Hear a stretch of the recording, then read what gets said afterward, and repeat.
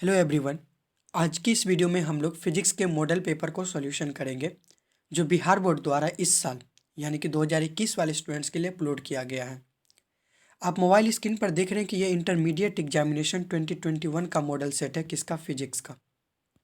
ठीक है, तो इससे पिछले वाले वीडियो में मैंने 35 क्वेश्चन का सॉल्यूशन उसमें अपलोड हो चुका है। तो अगर आप नहीं देखें उस वीडियो को तो चैनल पर जाके प्लीज़ उस वीडियो को भी देख लीजिएगा और नीचे आपको डिस्क्रिप्शन बॉक्स में भी मिल जाएगा। तो आज जो है हम लोग 36 से लेके 70 तक क्वेश्चन का सॉल्यूशन करेंगे। ठीक है, तो चलिए शुरू करते हैं। तो हम लोग 36 क्वेश्चन को यहाँ पे देखते हैं। 36 क्वेश्चन नंबर क्या कह रहा है कि अल्फा कण होता है। ठीक है, यानी कि अल्फा पार्टिकल इज, तो electron, electromagnetic radiation, helium nucleus और हाइड्रोजन न्यूक्लियस, है ना। तो 36 का यहाँ पे जो करेक्ट आंसर जो होगा वो क्या हो जाएगा, हीलियम न्यूक्लियस हो जाएगा, यानी कि हीलियम नाभिक हो जाएगा, यानी कि सी हो जाएगा। ठीक है, तो अब हम लोग 37 क्वेश्चन पे चलते हैं। तो 37 क्वेश्चन यहाँ पे क्या बोल रहा है, ध्यान दीजिए कि प्रेषी एंटीना की परास यानी कि डी, टीवी प्रेषण टावर की ऊंचाई एच और पृथ्वी की त्रिज्या आर के बीच संबंध होता है। ठीक है, तो यानी कि इसको हम अगर इंग्लिश में पढ़े तो इंग्लिश में यहाँ पे क्या बोल रहा है, देख लेते हैं कि the relation among range of transmitting antenna D, height of TV transmission tower H and radius of earth R is. तो इसका जो करेक्ट आंसर जो होगा 37 का वो क्या हो जाएगा, यहाँ पे बी हो जाएगा, यानी कि डी इक्वल टू √2HR हो जाएगा। ठीक है, तो 37 का बी हो जाएगा।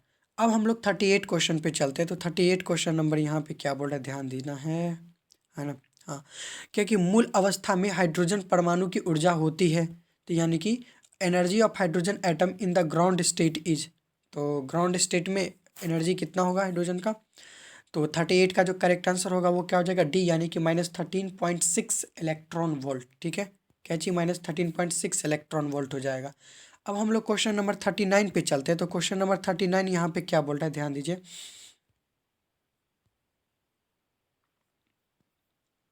हाँ, कि जब अपद्रव्य को नैज यानी कि अर्धचालक में मादित किया जाता है तब अर्धचालक की चालकता, ठीक है, यानी कि बढ़ती है, घटती है या फिर समान रहती है या फिर शून्य हो जाती है।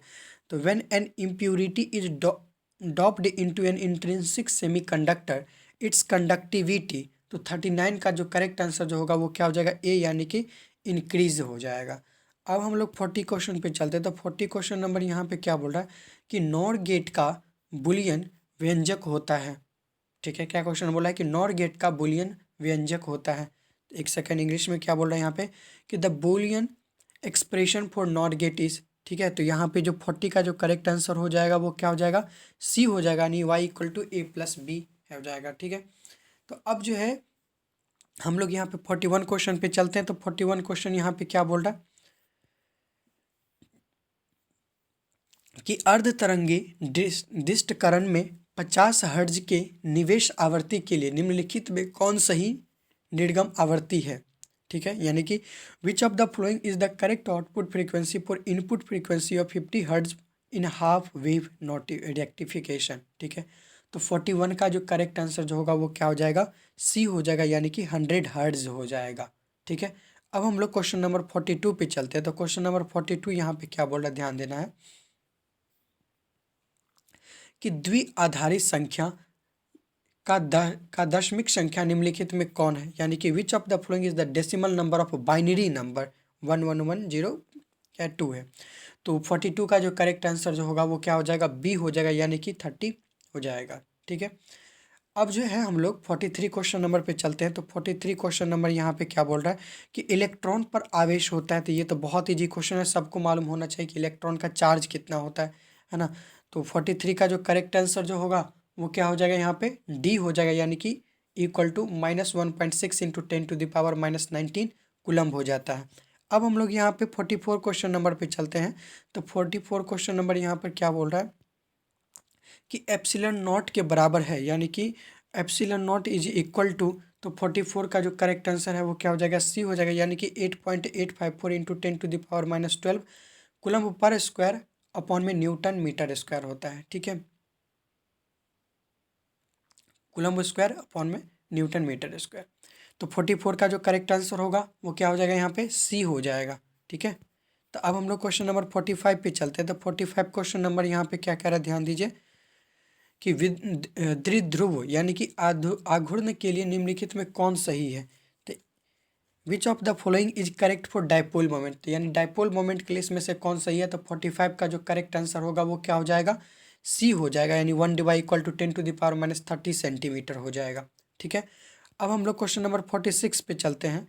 तो क्वेश्चन नंबर 46 यहाँ पे क्या बोल रहा है, एक बात का ध्यान रखिए, ये क्वेश्चन जो है मैं अभी नहीं बता रहा हूँ, इसको मैं एक छोटे से वीडियो में जितने भी आपको न्यूमेरिकल टाइप क्वेश्चन आएंगे उसमें मैं सॉल्व करके आपको प्रैक्टिकली आंसर दिखाऊंगा, उसमें पता चलेगा आपको कि इसका करेक्ट आंसर क्या है। ऐसे अभी मैं बोल दूंगा तो आपको समझ में भी नहीं आएगा, आप भी बस रट लोगे, तब एग्जाम में थोड़ी नहीं कि आपको ये सेम क्वेश्चन ऐसा ही दे देगा, हो सकता है कुछ डाटा चेंज कर दे वो, है ना।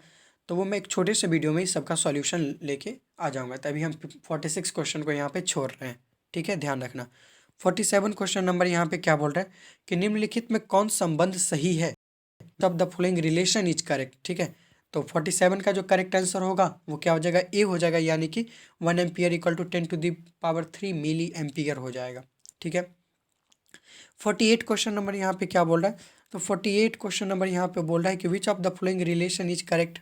ठीक है, यहाँ पे भी रिलेशन पूछ रहा है। ठीक है, तो 48 का जो करेक्ट आंसर होगा वो क्या हो जाएगा, ए हो जाएगा, यानी कि correct density equal to I upon A होता है। ठीक है, अब हम लोग यहाँ पे 49 क्वेश्चन नंबर पे चलते हैं। तो 49 क्वेश्चन नंबर यहाँ पे क्या बोल रहा है, ध्यान दीजिए कि प्रतिरोध के लिए निम्नलिखित में कौन संबंध सही है। ठीक है, तो विच of the following relation is correct for resistance. तो 49 का जो करेक्ट आंसर होगा वो क्या हो जाएगा, बी, यानी कि R equal to rho L upon में ए।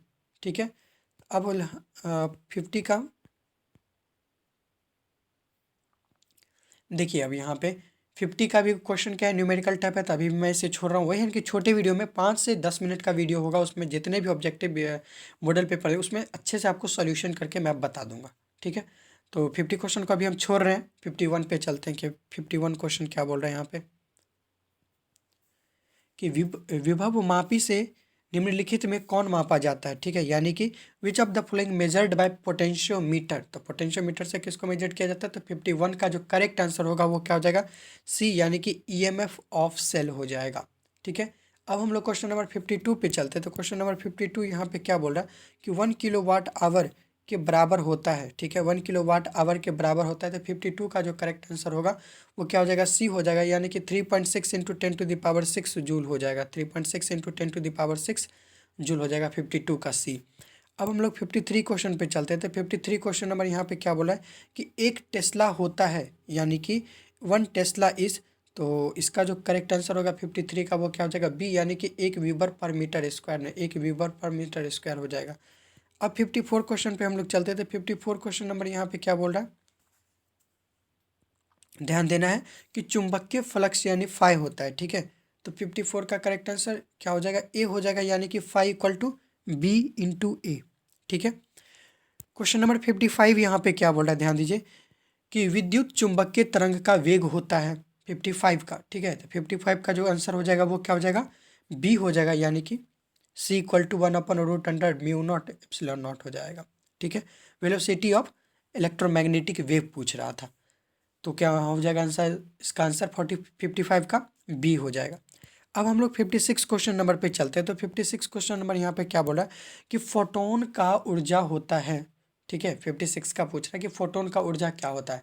तो ए हो जाएगा, यानी कि इक्वल टू एच वी हो जाएगा। ठीक है, एनर्जी ऑफ फोटोन पूछ रहा था। अब हम लोग क्वेश्चन नंबर 57 पे चलते हैं। तो क्वेश्चन नंबर 57 यहाँ पे क्या बोल रहा है कि 1 इलेक्ट्रॉन वोल्ट के बराबर होता है, 1 इलेक्ट्रॉन वोल्ट के बराबर होता है। तो 57 का करेक्ट आंसर वहाँ पे क्या हो जाएगा, ए, यानी कि 1.6 इंटू 10⁻⁻19 जूल हो जाएगा। 58 क्वेश्चन पे चलते हैं यहाँ पे, तो समझ गए ना कि 57 का क्या हो जाएगा, ए आंसर जो है वो सही है। ठीक है, अब हम लोग 58 क्वेश्चन पे चलते हैं। विच of the following is correct. देखो, अब ये क्वेश्चन को भी मैं अभी छोड़ रहा हूँ, ये थोड़ा सा सॉल्व करके बता दूंगा, मैं आपको समझा दूंगा थोड़ा सा, तो और अच्छे से आपको समझ में आ जाएगा। ठीक है, तो यानी कि जो भी मुझे थोड़ा सा लगा कि हाँ ठीक है, इसको अच्छे से थोड़ा सा समझाना चाहिए, ऐसे नहीं बताना चाहिए, तो वो मैं क्या करूँगा उस वीडियो में भले ही थोड़ा 10 मिनट का वीडियो बन जाए, जितने भी ऑब्जेक्टिव है सबका मैं सोल्यूशन इसमें आपको डाल दूंगा अच्छे से समझा के। ठीक है, 58 का भी हम छोड़ रहे हैं, 59 पे चलते हैं हम लोग। 59 क्वेश्चन यहाँ पे क्या बोल रहा है, ध्यान दीजिए कि which of the following is not correct for binary addition, यानी कि द्विआधारी योग के लिए निम्नलिखित में कौन सही नहीं है। ठीक है, तो 59 का जो करेक्ट आंसर होगा वो क्या हो जाएगा, डी, यानी कि 1 + 1 = 1 हो जाएगा।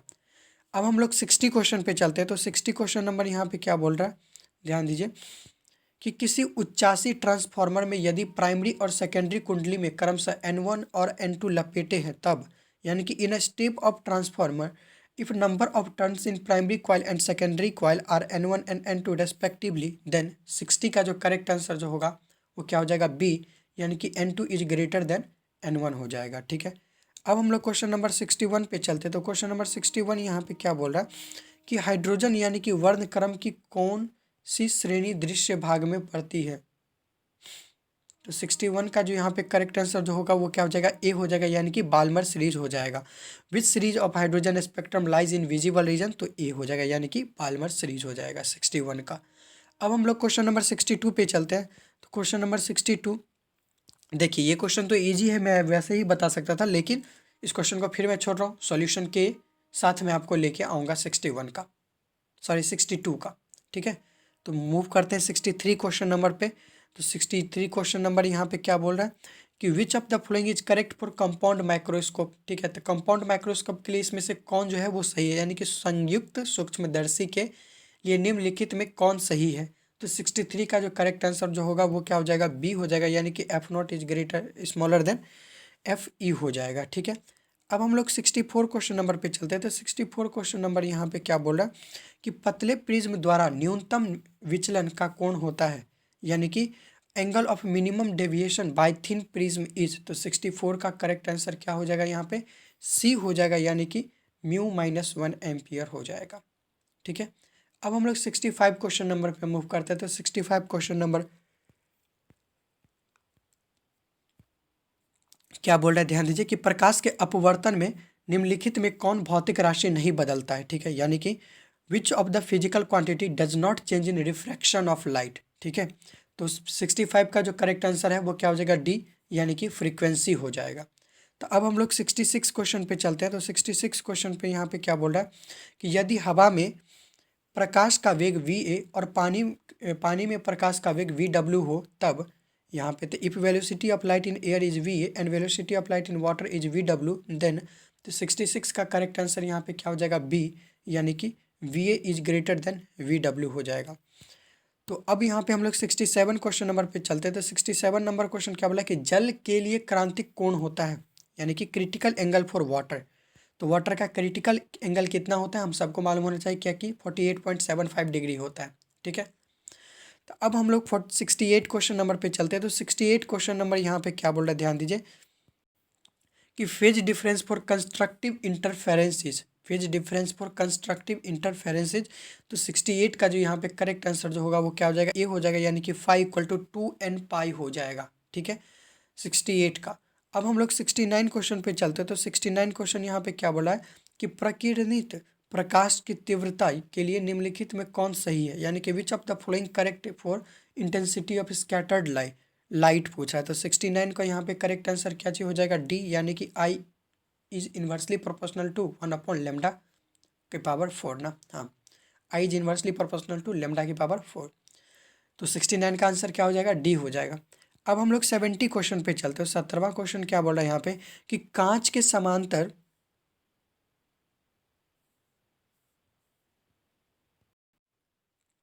क्या बोला है कि कांच के समांतर सतह की पट्टी का फोकस दूरी होता है। तो यहाँ पे क्या है कि focal length of parallel slide glass slab is. ठीक है, तो 70 का जो करेक्ट आंसर होगा वो क्या हो जाएगा, बी, यानी कि अनंत होता है, यानी कि क्या चीज, इन्फिनिटी होता है। ठीक है, इन्फिनिटी होता है। तो इस तरीके से हमारा फिजिक्स के मॉडल पेपर सॉल्यूशन का डिस्कशन खत्म होता है। और जो भी मैंने बताया कि ये सब न्यूमेरिकल मैंने छोड़ दिया, तो इसको जल्दी वीडियोस को अपलोड कर दिया जाएगा सारे कुछ सॉल्यूशन के साथ। इससे 35 क्वेश्चन बताया था, उसमें अगर कोई न्यूमेरिकल है तो उसको भी मैं सॉल्यूशन के साथ आप लोग को बता दूंगा। सॉल्यूशन के साथ देख लोगे तो अगर वो डाटा अगर वो चेंज भी करते हैं तो फिर आप अच्छे बना लोगे। ऐसे मैं बता दूंगा तो आपको फिर रट के चले जाओगे तो उससे तो कोई फ़ायदा होगा नहीं। ठीक है, तो आप लोग जरूर बताइए कि अगला वीडियो आपको किस चीज़ पे चाहिए। ठीक है, तब तक के लिए थैंक यू सो मच, मिलते हैं नेक्स्ट वीडियो में।